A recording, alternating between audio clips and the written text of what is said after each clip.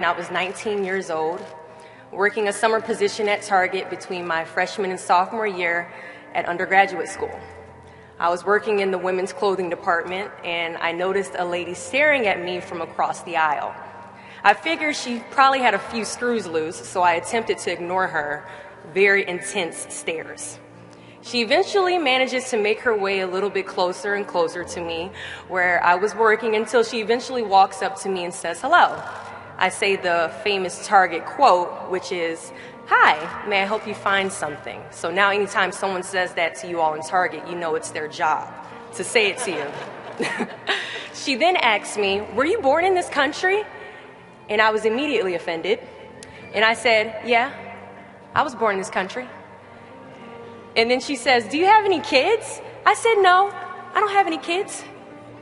She then asked me if I was married, and then I said, "No, ma'am, I am not married." She says, "How old are you?" I said, 19. "May I help you find something?" She then says, "You are the most beautiful girl I have seen." And I said, "Oh, thank you." I didn't work that much on my makeup, but I did the best I could, but thank you.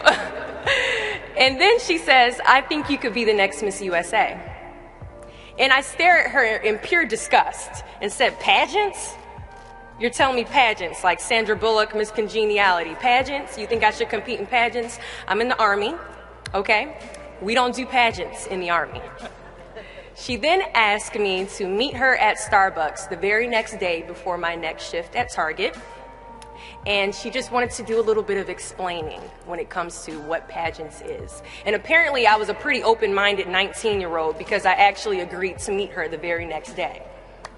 The next day, she brought this foot-tall stack of pageant books and proceeds to convince me to enter into a state pageant 3 months later. For those who do not know, when it comes to Miss USA, you have to win your state first, okay? So 3 months later, I compete in my first pageant, and I lose. I go back the second year, compete in the state pageant. I lose. Go back the third year, compete in the state pageant, and lose.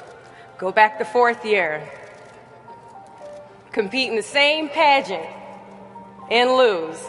I go back the fifth year, y'all, compete in the state pageant and lose. But guess what? I go back the sixth year. Guess what happens? I lose. I called her on the phone and said, "You told me I could be the next Miss USA." And she says, "DESHAUNA, keep working, don't quit, keep going back."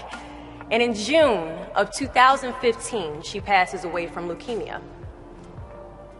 6 months later, in December 2015, I win Miss District of Columbia, USA.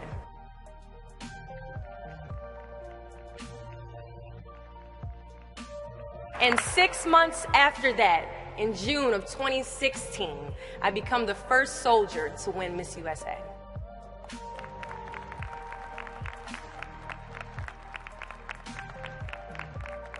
And you all already know where I'm going with this. At times, our purpose drops in our laps as if the heavens threw it by accident.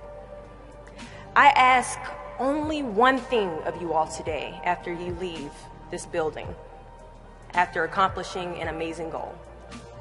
Do not fear failure, but please be terrified of regret. As giving up is the birth of regret. After you walk out this door, you will receive 100 doors shut, slammed in your face. You will have 100 moments that will be filled with someone telling you no, or telling you, "Thank you for your application, but we regret to inform you that we've chosen a different candidate for this job." You will sit in 100 different interviews and you will not get the job.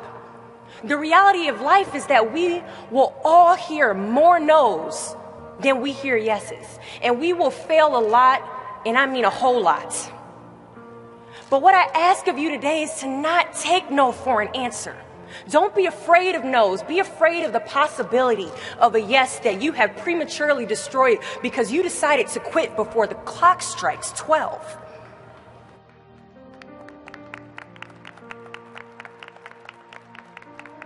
You can ask anyone friend, family, anybody. I love a good no. Please tell me no.